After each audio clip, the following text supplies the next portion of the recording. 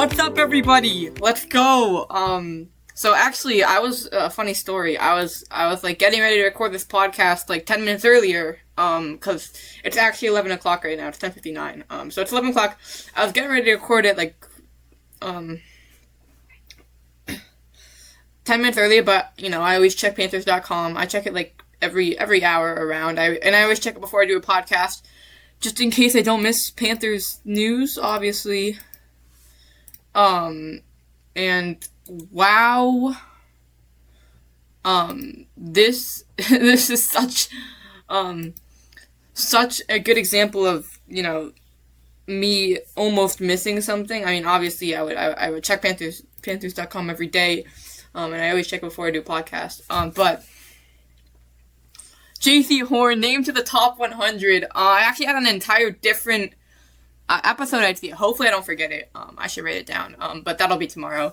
Because today, J.C. Horn named to the top 100, number 76. And this is just like how I feel about everyone. I'm super excited. Obviously, we had no players in the top 100 last year. So, having 4, I think it's going to be the end. I know there's so many more that deserve it. But unfortunately, I think that's the end of the list. But I mean, I could name a bunch of players that still deserve it. I mean, there's still a shot for Rico.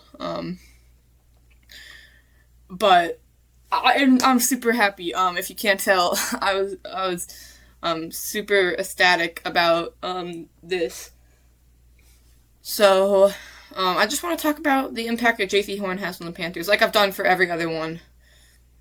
And we're gonna compare him like we always do. And explain why he should be above everyone else besides Surtain and Gonzalez. I think Surtain and Gonzalez, I think they're doing it. I don't think they're doing it better, but I think they're doing it just as well as Horn. And for that reason, I can see why they would be put ahead. But other than that, I think he should be higher than every other cornerback, including Stingley, including Mitchell. I think it's disrespectful. 76 isn't high enough. I think top 50. And if Mike Jackson doesn't get in, which obviously if Horn is already right here, which is the one that most people see and think, oh yeah, he's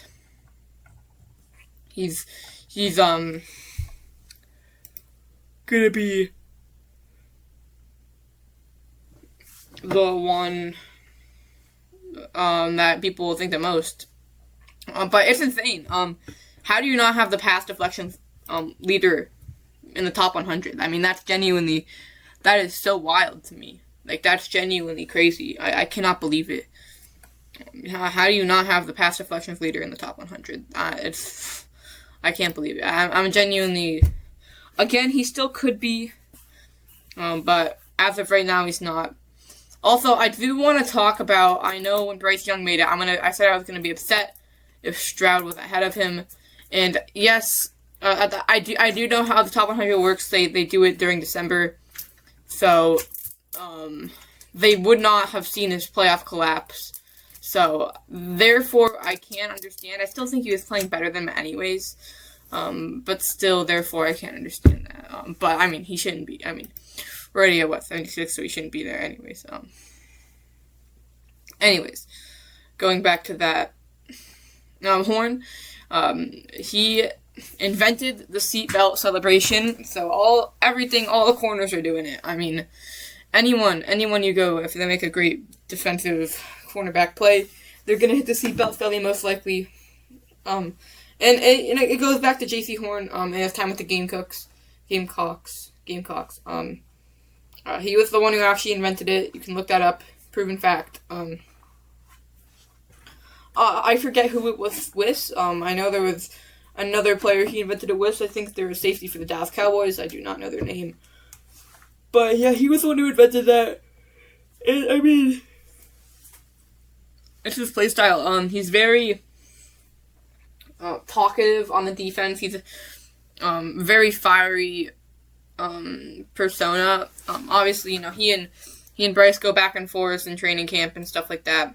Just, you know, with picking the ball off, like, making plays. I mean, they go back and forth a lot. And, I mean, that's the kind of competitor you want. He's an unbelievable competitor. He makes everyone better around him. He's going to be a really good teacher for Willie and all the other guys that are bringing in Court Thornton, Chow, I mean, everyone, even Mike Jack. I mean, Mike Jack's going to be an amazing teacher ever. He just makes everyone better around him. He was drafted in 2021, so he's been with this team for a while. He's a really big leader on this defense. I would say the second best player on this defense. Or, I mean, maybe the best, actually.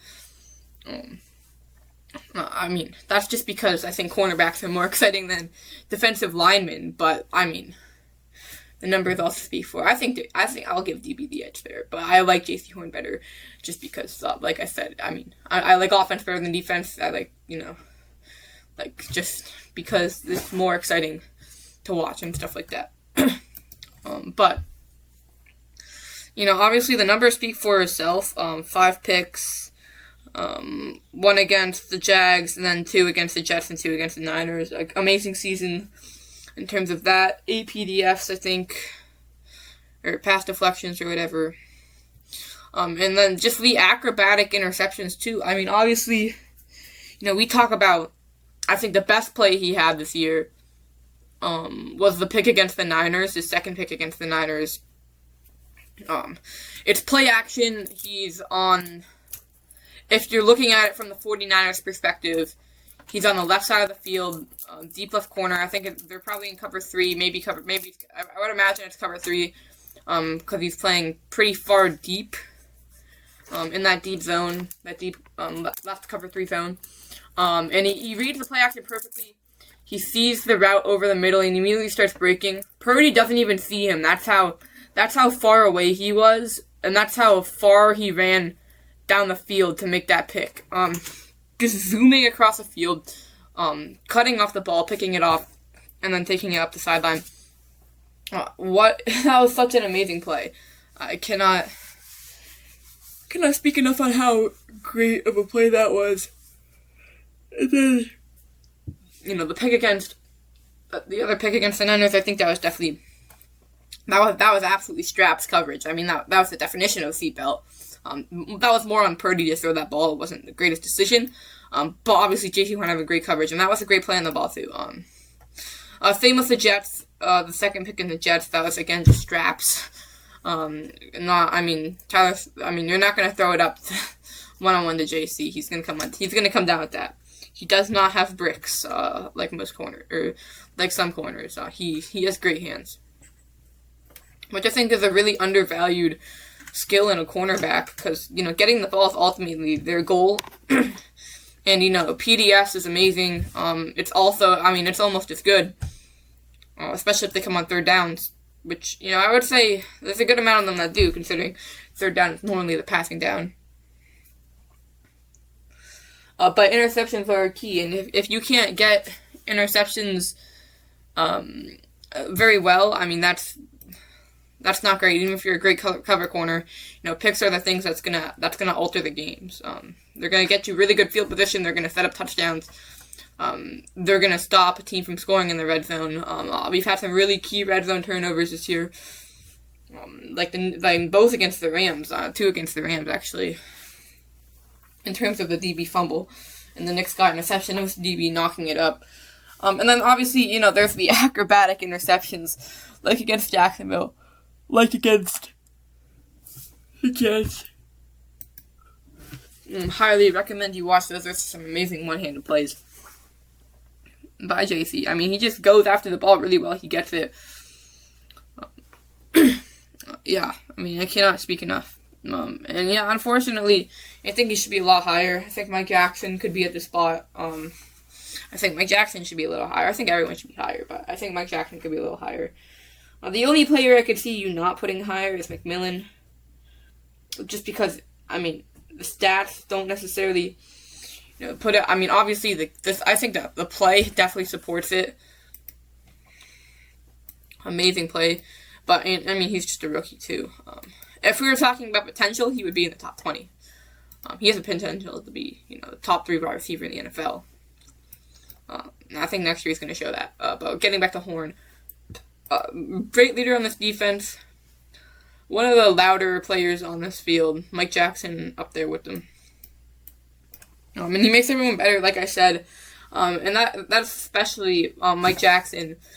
With him being such a great cover corner, he can play in man or zone, and that's really valuable. Obviously, we were trying him out in the nickel spot for camp, but he's really, really good in zone and also really, really good in man.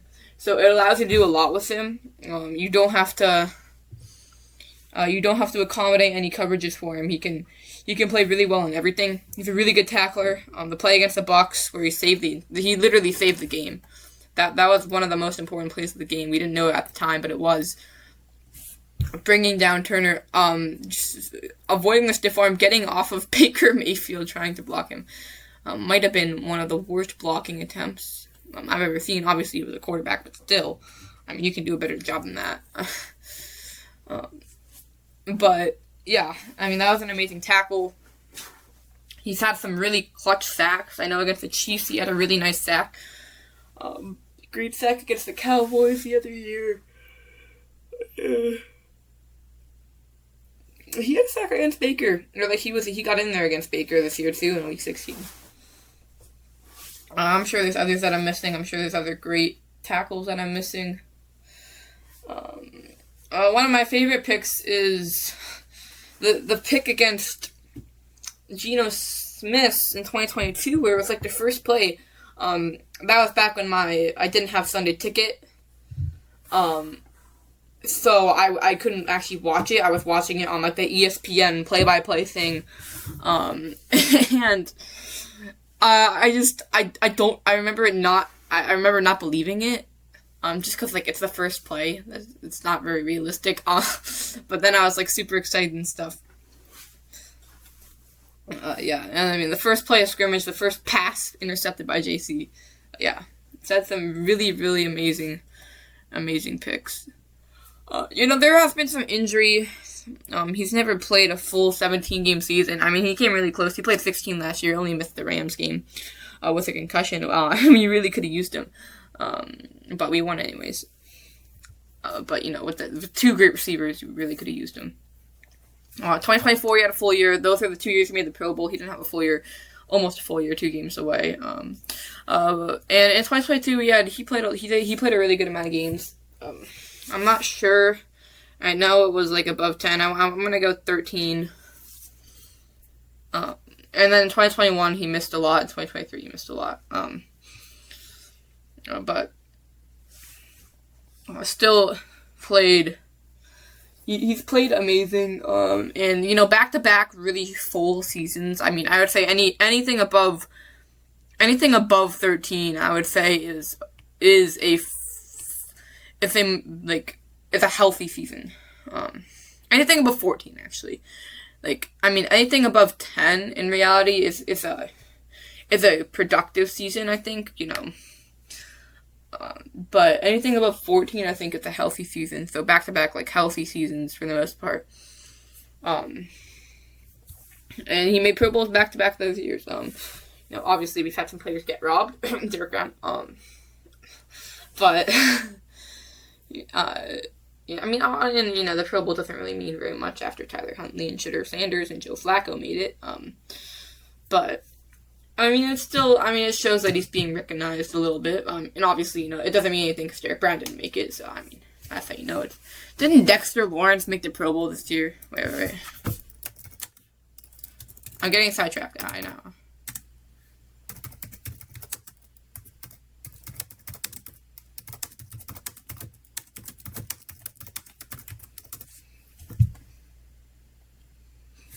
That's insane.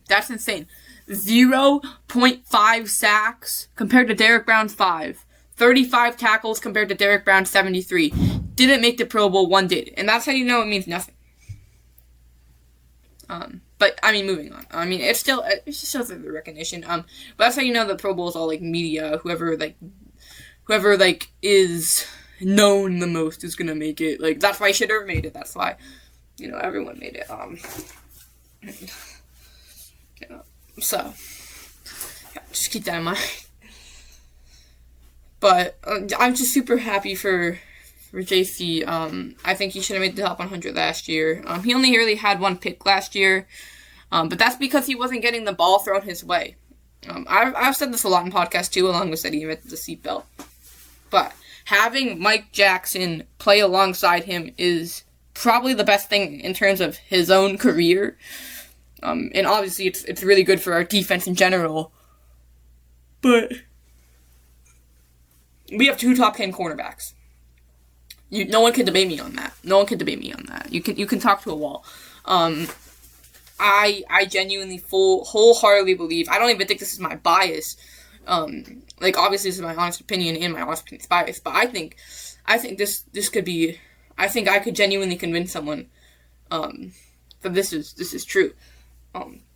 J.C. Horn's playing top 5. The only other player besides Surtain and Gonzalez that I think you could, even put ahead of him, I don't even think he's better, but I think you could put ahead is Stingley. But then he's still top 5. He's number 4.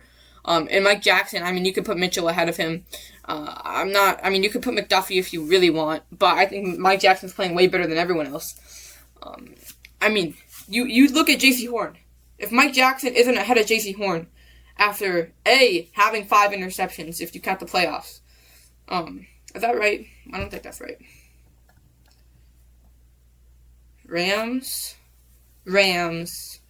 Niners. That can't be right. Wait, I'm stupid. Why did I think they both had 5? Am I tripping? No, Seahawks. Wait. Cardinals. No. He did have 5. He did have 5 if you count the playoffs. Falcons. Yeah. Both had 5. Wait, yeah, I wasn't tripping. Let's go. Even if he had 4, he still had the most PDFs in the league. Which shows he's playing at an amazing level. So J.C. Horn, teams weren't throwing his way because they know how good he is. They're throwing more of Mike Jackson's way. But now that Mike Jackson's playing really well, they're gonna have to throw the Horn more. Which means Horn's gonna get more plays on the ball, and that's gonna allow him to make more plays. Which is really great for his opportunities. So that's something to keep in mind. That's something that's how it works. And then you add Willie. I think the nickel is obviously meant for a smaller player. J.C. Horn's not exactly small. He's not the tallest guy. I think 6'1" probably, 6'1" or 6'2". But still, that says a lot about if you give him the chance to make a play on the ball, he's probably going to make a play. Mike Jackson. Mike Jackson is an amazing player now. He always has been. He played really well in 2024.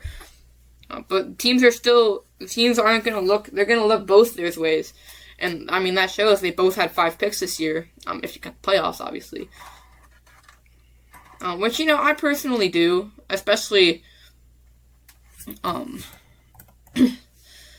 Especially since it was only 1 game and he only had 1 pick.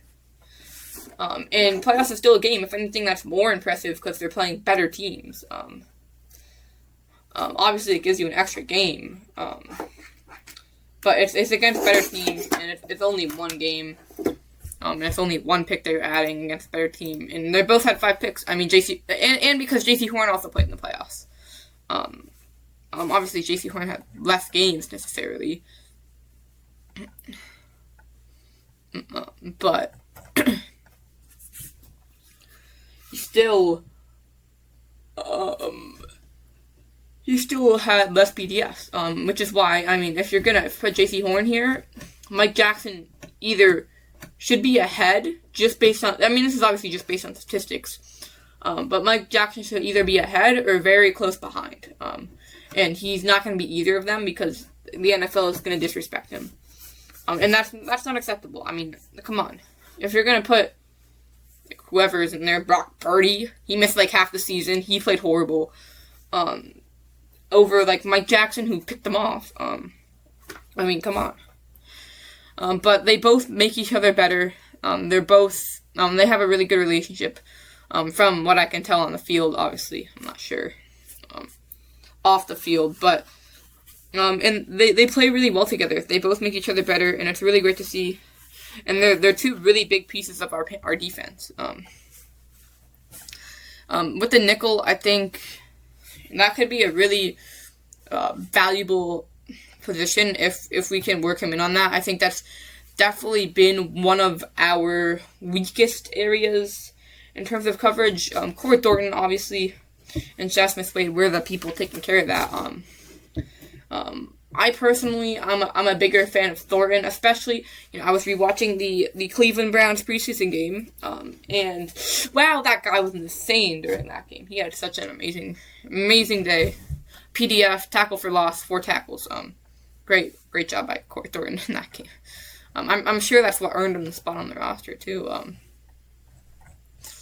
No, I mean, he's probably gonna have one anyways, because he really impressed in camp. But yeah, that's all I really have to say about it. JC Horn, super excited. I'm gonna check the Immaculate Grid real quick. And while I do that, I'm gonna talk about. So, like I said, that's baseball. I was gonna do this 10 minutes earlier, but then I saw he got elected to the top 100, so I had to read the article on Panthers.com, and then I wanted to watch the video. So then there we go, and I texted some friends about it. Immaculate Grid. Not seeing any Panthers. I'm just gonna do one previous grid. I already did that one. Never mind. Yeah, no, don't got anything. Both had the Bengals though. Alright, that's it for today's episode. Keep pounding. Let's go JC Horn. Super pumped about that. And yeah. Thank you all for listening. Keep pounding.